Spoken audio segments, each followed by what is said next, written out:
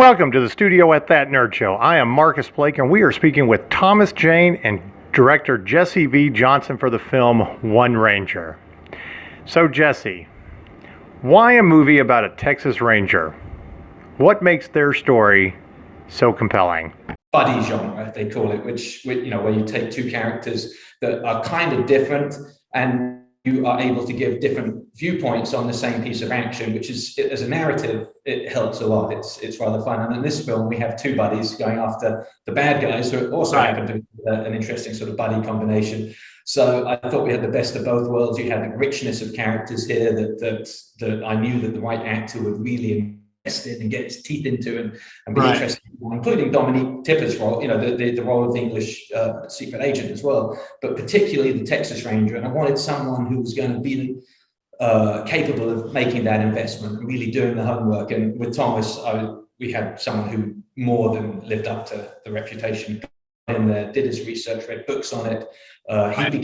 He became Ranger Alex Tyree for this shoot, and it was incredible. It's a masterclass in acting. It was wonderful to watch every day and be a part of it. It inspired me. It inspired the rest of the crew. It's fantastic. Thomas, did you know a lot about the Texas Rangers before you started doing research or took on this role? Mostly it was just Nick Nolte and Extreme Prejudice. That was a hell of a part. I always admired that, especially that Stetson. But no, I guess I didn't know a lot about him, so I had to brush up quick. I read One Ranger, which is a great book. And, and then there's the other book that struck me was Firearms of the Texas Rangers, which is sort of a history of the Texas Rangers through the different firearms that evolved over the years. And that's a great book if anybody's interested. It's a huge tome. A table book, but it's very rich. I didn't know how regimented they are in how they their outfit, like the jeans, the boots always have to be clean, no dust on the boots. The jeans can't have any stress marks or holes in them. They have to basically crisp blue jeans. Particular shirt, although you can pick the color, so there's a little bit of variation that you can do, but within a very regimented sort of framework. And of course the hat, and then picking the right hat was great. We went over to the Western costume, no, not Western, but a Western outfitter, right, where they just sell this stuff in LA. But I must have looked, there were probably 1,500 pairs of boots to look at. There were hundreds of different hats. It's incredible the amount, because they all look like Stetsons, but the amount of variation you get in the brim, like how wide is the brim, and so we custom cut the brim to make it look the best we could on me. It was a blast. And then of course there's the double belt that the Rangers wear. I found the guy who actually makes them for the Texas Rangers. Really? And he made me one. Yeah, that was really fun. Okay, that's a great little piece of information about this film. If you actually went to the guy who makes it for the real life Texas Rangers. Absolutely, yeah, we did. Wow. And he was able to kind of rush it for us, explain that we were doing a movie about the Texas Rangers. We wanted it to be perfect. And I had a good conversation with him, and he shipped it out, got to the dance on time, and looked gorgeous. Well, there's a mystique about the Texas Rangers. I know Jesse and I were kind of conversing on Facebook earlier this week, and you were telling me that you learned about them when you were doing Walker Texas Ranger. I did. Yeah, they have a fantastic museum here. It's actually online as well. I recommend anyone go to the Texas Rangers Museum, and it's an online resource as well as an actual physical place, and it gives you a lot of the lore on the legend and current. These are the guys. These are the personification of the guys you go to when regular law enforcement can't handle it. And for me, that's like real life superheroes. Well, I wonder how many people before the movie Highwaymen with Kevin Costner and Woody Harrelson knew that it was actually Texas Rangers who hunted down Bonnie and Clyde. Yeah. So that's Frank Hamer. He's one of the coolest cats out there. A lot of research on him. Not only did he do Bonnie and Clyde, he did some other amazing cases. Right. This guy who didn't talk very much, but he used his guy. Right. Incredible. So Thomas, there's a lot of physicality that goes into being a Texas Ranger. What's the difference between being the Punisher to being a Texas Ranger? you know, that was another thing that we had fun with was you take a guy who, you know, these guys don't go to the gym 3-4 days a week. You know, they're too damn busy, but they're tough. They're really tough. And what makes the difference is that you can hit these guys and it'll hurt, but they'll just get back up. You know, and that's sort of the mentality, the toughness of mind that they have. Like Jesse was saying earlier, like the attrition rate, the fallout rate, like a lot of people apply to be a Texas Ranger, but it's like being a Green Beret. Like they only take the best of the best. And part of what makes the difference is their willingness to get back up. You can punch a guy, you can crack his rib, but he'll still get up and he'll keep coming. And the guys who just won't stop, that was inspiring. And then that's what Jesse, you know, wanted to create. And I really hooked into that we could get beat up and bloody and he's exhausted after the fights. He's not your traditional sort of super heroic type of person. No, it's an interesting thing. You know, I've been sweaty and bloody, and I fought when I was a lot younger. I fought,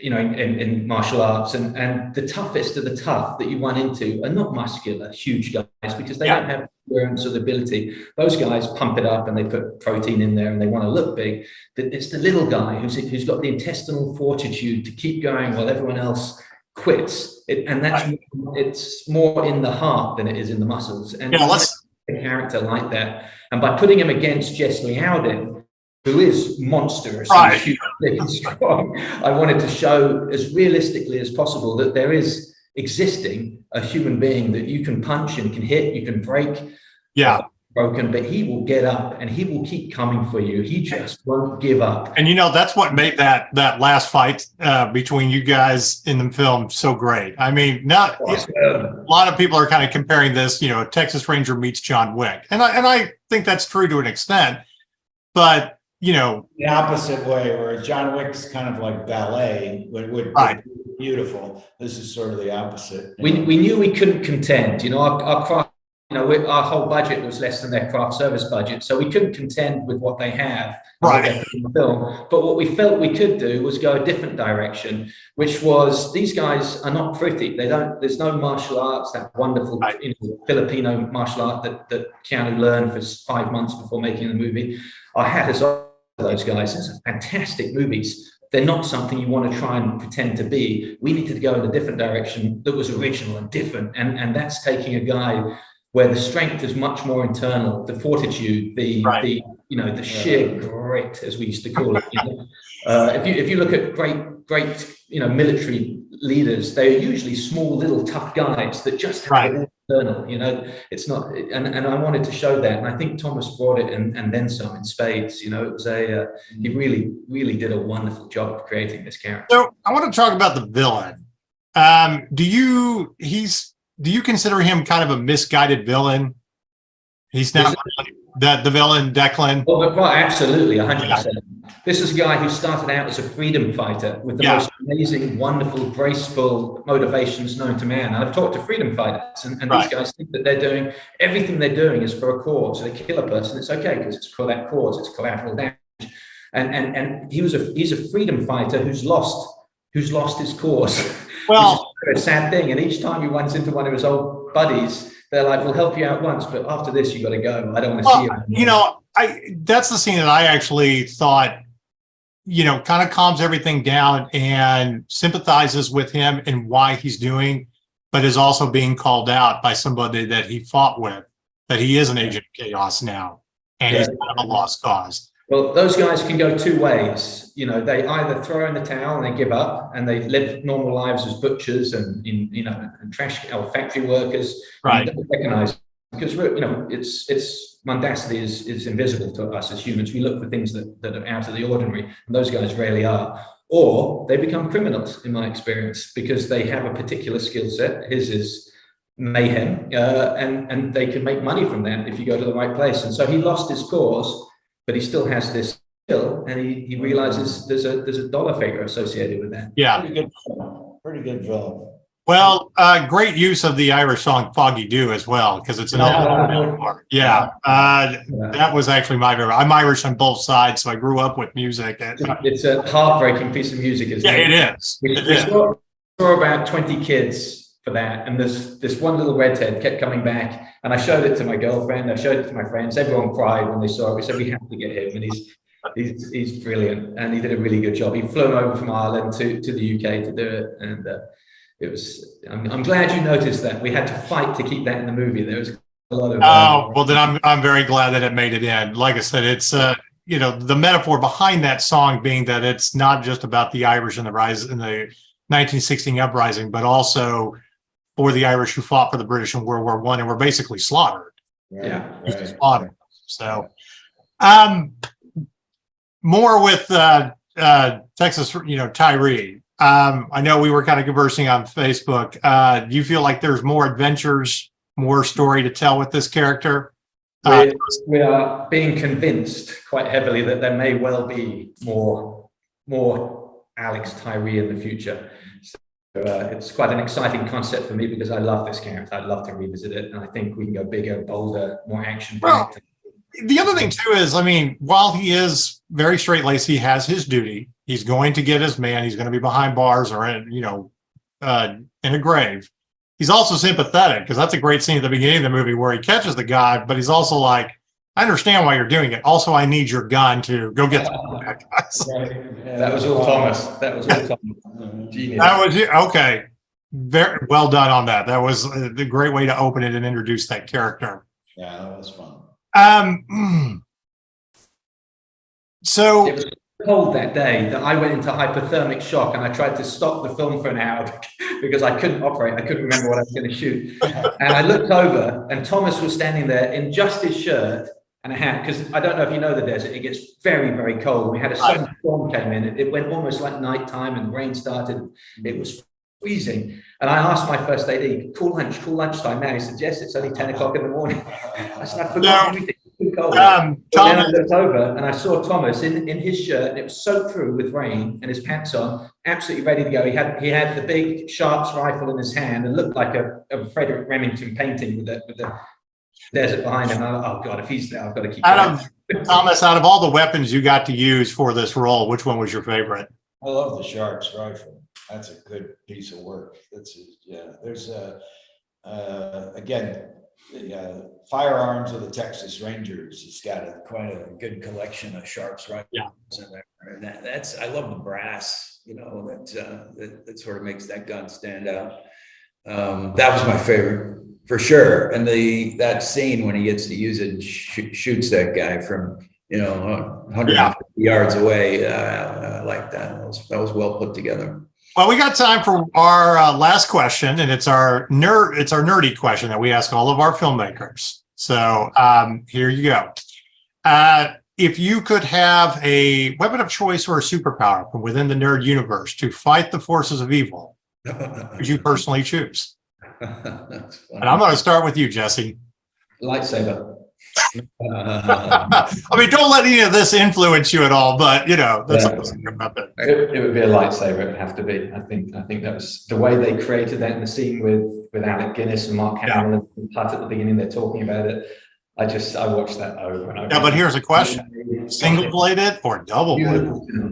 Single, traditional, the traditional lightsaber, I think, right? Yeah. You wouldn't go with that. Okay. No. Thomas, how about you? Oh, well, the first thing that comes to mind is that Predator cowl, what's it called? The thing, the gauntlet or something that he wears on. That's pretty awesome. That's pretty awesome. That's got some good tricks to it. Yeah, I love the way that the original Predators were put together. What a fantastic creation, that I think it was James Cameron on a plane. Where was it? Stan Winston was doing the drawings, and then and he gave him the idea for the Predator. That's a great character. The other great character is Alien, of course. Oh God, yeah. The Geiger's Alien. See, but that's what I grew up with. I mean, when I was a kid going to It was Alien, Predator. I mean, it's just. I've got some We nerd didn't, stuff we didn't for you. realize. So if that's true, 14 years old, I worked at Bapti. We built the Alien guns, but the second one, Aliens, the one they shot at Pinewood. really? I was involved with the building of the pulse rifle and the Steadicam rig. It was I think Okay. it was very- That alone, we can talk for another 30 minutes if they allowed us. But if you were a fan of the Predator, you had to have really geeked out when you got to be in a Predator movie. Oh yeah, that was fun. That was a lot of fun. First of all, me and Shane Black wanted to work together for a while. I was supposed to do The Nice Guys, but I was stuck up in Canada shooting The Expanse. Yeah. So, when he asked me to do it, I didn't even read the script. I was just like, where do you want me to be? I'll show up, I'll do it. Yeah. And and then of course I got up there to Canada and we're shooting the Predator, and he's like, yeah, and I want you to have Tourette's. Come on, man, really? I tried to talk him out of it, but he's like, that's what I want. I almost want like a backstory of that crew, like the misguided A-Team, before that movie. Right. Good concept. But anyway, we were shooting the Predator, and then what's not in the movie is when these predators decide to help the humans, we had predators in camo pants. And they would walk around. And I remember going to Shane, I was like, this ain't gonna work, pal. And sure enough, 6 months later, we were back there reshooting. Like the Predator, the camo pants. I was like, no, you can't do that. It was funny. Well, we got to wrap it up. And I just want to say it was a wonderful film. Like I said before, it's the perfect film to open up the festival tonight. Great job. And I hope that we get more adventures because you did a fantastic job as a Texas Ranger. So, Yeah.